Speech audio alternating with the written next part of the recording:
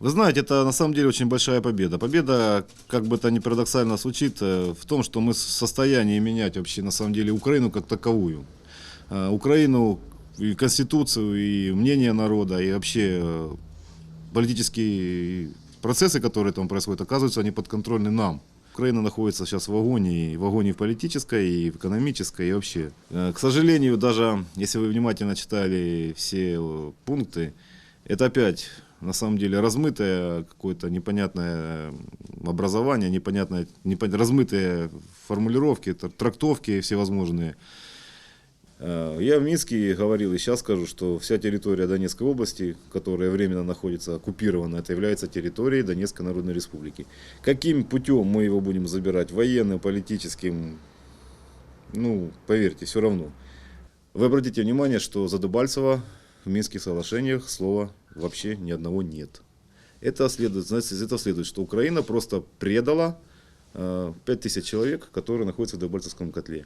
Можно сказать следующее. Мы прекратим огонь на всей территории Донецкой Народной Республики, исключая внутренние регионы. Внутренние регионы — это уже Дебальцево.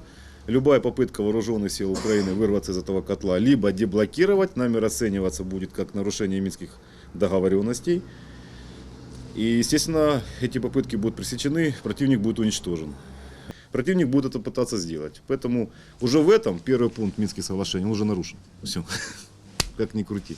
Готовы закончить с Киевом договор, сами нести свою службу на своей территории. Поэтому ни один украинский пограничник на нашу землю не войдет. По местным выборам приказ по Народному совету подготовить документы. Мы передадим наш закон о местном самоуправлении с нашими всеми полностью, что уже принял наш Народный совет. И по этому закону будут происходить местные выборы. Далее, ни одна из партий, участвующих в конфликте на Донбассе, представители этих партий, участвовать в местных выборах не имеют права. Это враги и каратели. Поэтому я не знаю, на что рассчитывает Порошенко. И это все согласно духу Минских соглашений. Только сразу делаю ремарку. Это так, как мы подписали, и так, как мы это понимаем. Это позволило в Минских соглашениях нам так понять. Ничего из этого мы не нарушаем. Все четко, согласно пунктам. Подождите, там еще есть момент конституционной реформы и особого статуса, который подразумевает расширенные полномочия и так далее, и так далее. В нашем понимании это фактическая независимость.